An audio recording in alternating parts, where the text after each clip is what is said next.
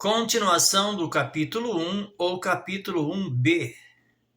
O capítulo 1a está aí no canal. Vamos lá, deixa eu achar aqui. Se pudéssemos usar uma máquina do tempo para visitar qualquer lugar do nosso planeta no ano de 1700, uma realidade brutal e chocante nos saltaria aos olhos imediatamente. Não importa se o nosso destino fosse o centro de Londres, as ruas de Paris, a corte de Pequim ou o interior do Brasil recém-descoberto. A pobreza extrema não era uma exceção à regra. Ela era a regra absoluta da existência humana. Para a imensa maioria da humanidade que viveu antes da Revolução Industrial e da consolidação do capitalismo moderno, a vida era exatamente como definiu o filósofo Thomas Hobbes: solitária, pobre, desagradável, bruta e curta. Cerca de 90% da população mundial vivia naquilo que o Banco Mundial classifica hoje como miséria ou pobreza extrema. A escassez de alimentos era uma constante na vida das famílias. As roupas eram passadas por gerações até se desmancharem em farrapos. E uma única colheita ruim por causa do clima significava literalmente a morte por fome de vilas inteiras. Morte por fome de vilas inteiras. Antes do capital aparecer, da acumulação de capital.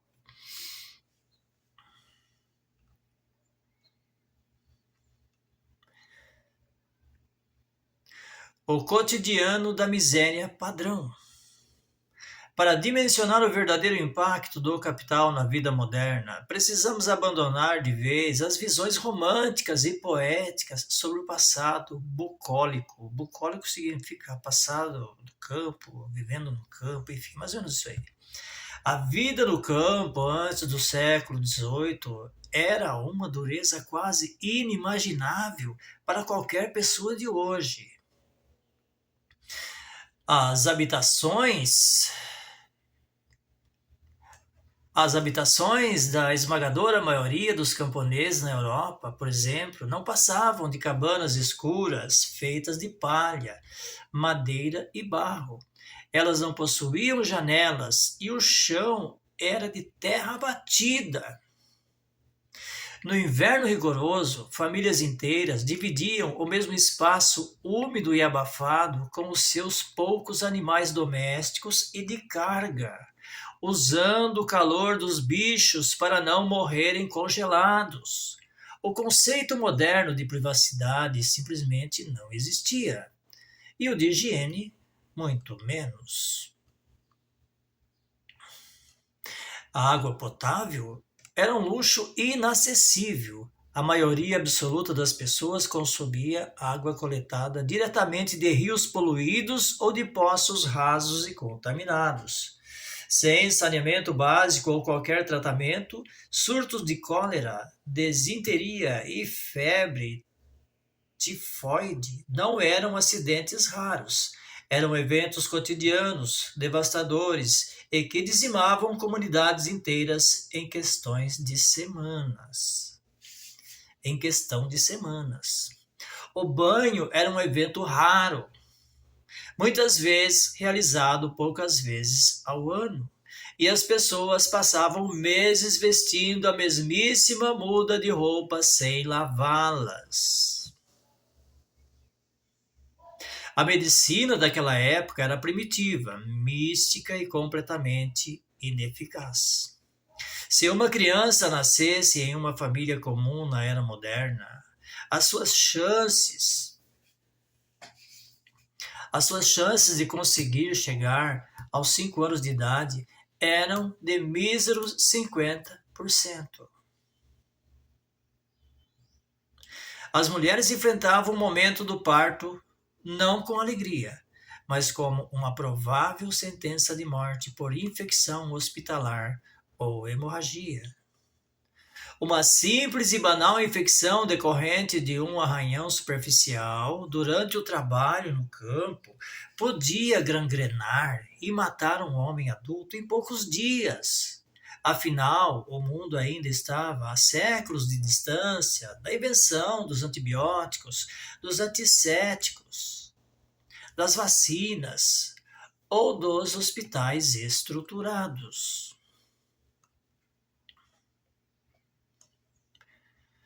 A faísca do acúmulo, porque a igualdade absoluta mantém a miséria. Pegue tudo que você tem e divida aos pobres. Quantas vezes você repetiu essa frase? Pegue tudo que você tem e doe aos pobres. Se isso tivesse acontecido, não haveria acumulação de bens. Se todo mundo fizesse isso, não haveria acumulação de bens. Não haveria capital para investir no progresso. Certo? Então, a faísca do acúmulo. Porque a igualdade absoluta mantém a miséria.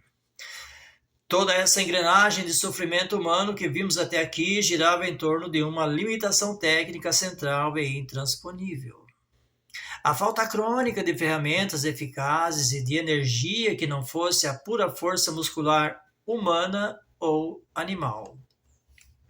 Se você vivesse em 1700 e quisesse um pedaço simples de tecido para confeccionar uma camisa, esse fio precisava ser fiado à mão por uma mulher em uma roca de fiar manual durante semanas a fio.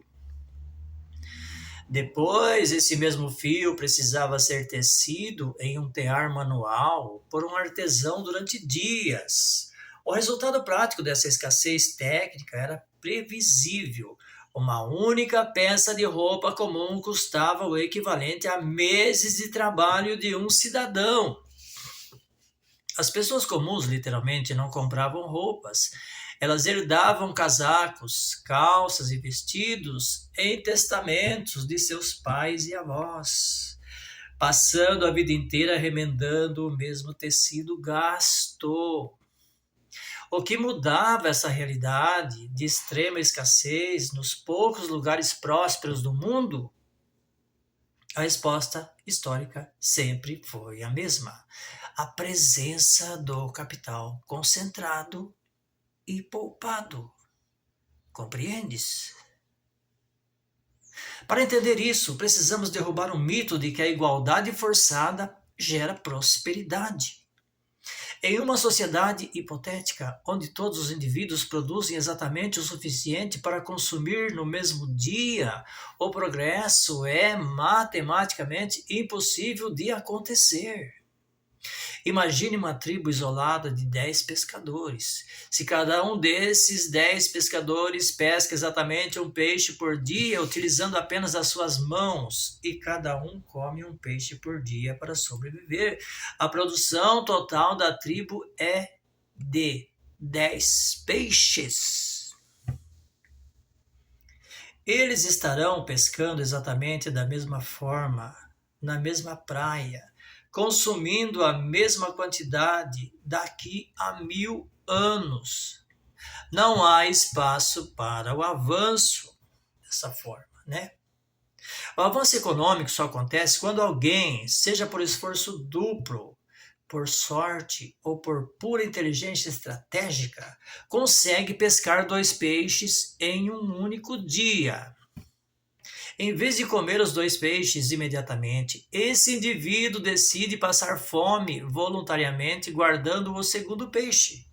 Ele repete esse sacrifício até acumular um estoque que lhe permita passar 3 dias inteiros sem precisar entrar na água para pescar.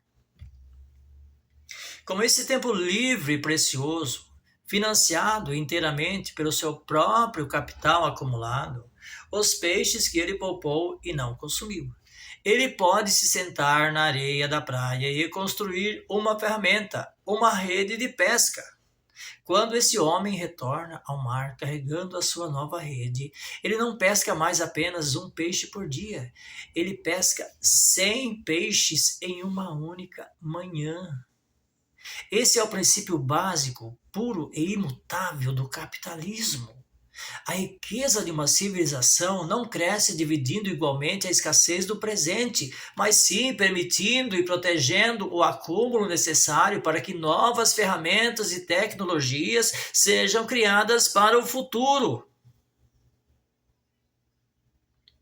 Na história humana, os primeiros grandes acúmulos de capital concentrado permitiram que a nossa espécie finalmente parasse de usar as próprias mãos para tudo e passasse a usar a cabeça, a ciência e as máquinas.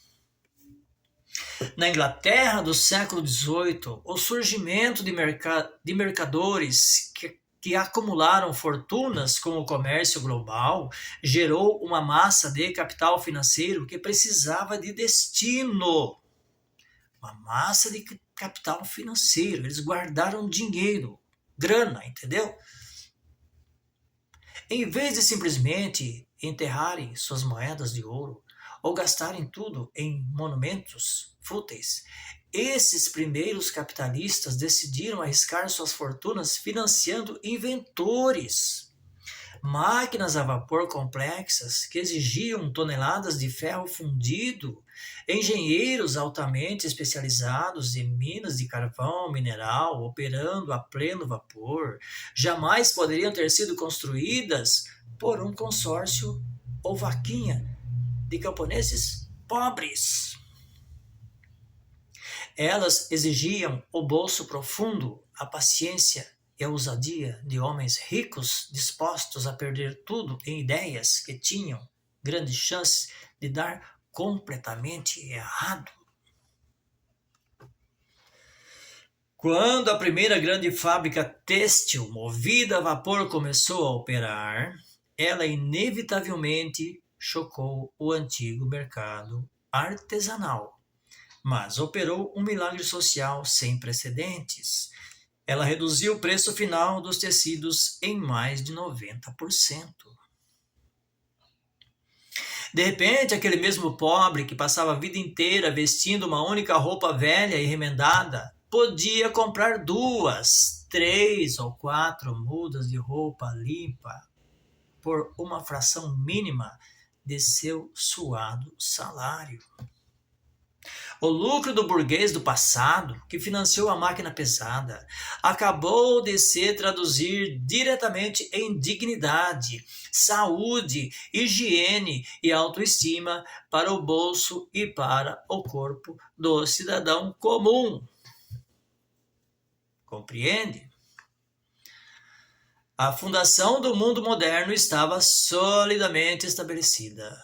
No livre mercado, a riqueza dos poucos começa a subsidiar de forma orgânica e involuntária o aumento espetacular do padrão de vida dos muitos. Esses muitos aí tem pobre junto, né? Então, chegamos então ao final do capítulo 1b. Capítulo 1b. Deixa eu ver se tem mais alguma coisa. Espera aí. Por enquanto é só, mas ainda tem o capítulo 1c, que ainda vou gravar para completar, né? Fazer esse embasamento todo aí do capitalismo. Se você gostou, deixe seu like, compartilhe, comente se você concorda, se você discorda, entendeu? Porque isso daqui tá dando um trabalhão para fazer.